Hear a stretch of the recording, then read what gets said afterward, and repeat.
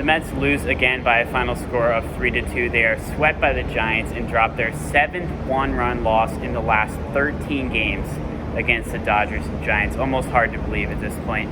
The night did not start out well for Carlos Carrasco, as the third batter he faced was Bryant, who hit a home run, just like he did last night, to give the Giants an early 2-0 lead. Carrasco, however, was able to settle in very nicely, giving up just one hit after the first inning homer, going 7 innings and striking out 5 batters on 78 pitches.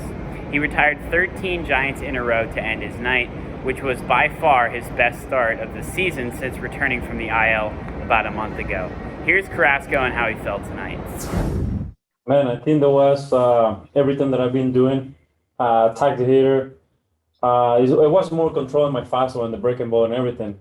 So, believe it or not, you guys only can see me like every 5 days, but the another 4 days I've been working so hard to get to this point, and that's what I feel.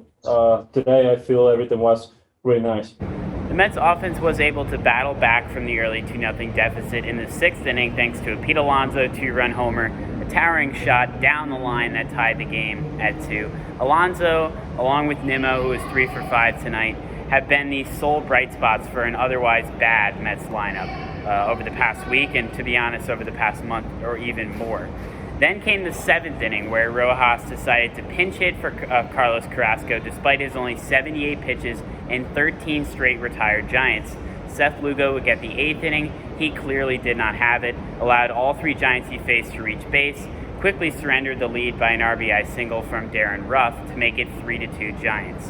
Aaron Loup came in to inherit a serious jam, having the bases loaded with nobody out, but was able to get out of it and limit any further damage. However, another questionable decision by Luis Rojas in pinch hitting for Carlos Carrasco, although he was dealing on a very low pitch count, certainly provides some parallels to the Walker situation in last night's game as well. Despite all this, the Mets offense still had a significant chance of winning this game. They were able to load up the bases in the 8th inning thanks to back-to-back walks, but could not score after pinch hitter Jeff McNeil grounded out. The Mets out-hit the Giants 9-6, just like they did last night, and also stranded 9 base runners. Just the same old story and a different night here for the Mets. Pete Alonso talked post-game about going forward, the challenge that is now presented with the standings and the way the Mets have played lately going forward into the last month of the season. The next 5 weeks are going to be the most important time of the year for us. We got to go full steam ahead regardless of what happened every single day previously in the season. So we got to go full steam ahead and attack these next 5 weeks and just play our game.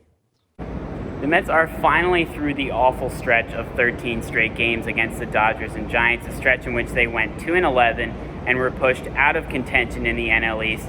New York entered the stretch on August 13th, being a half game back of first place. Now they sit 7.5 games back on August 26th, just 13 days later. The Mets did not get blown out, with the exception of 2 games over this stretch, as like I mentioned, 7 of their 11 losses were by 1 run. A stretch like this, I think, definitely brought to light the Mets' weaknesses offensively, which can be used as motivation for ownership and for front office to improve this offseason, as the Mets hope to make a playoff push heading into next season. Signing off from another disappointing 3-2 loss against the Giants, the Mets will open up a homestand.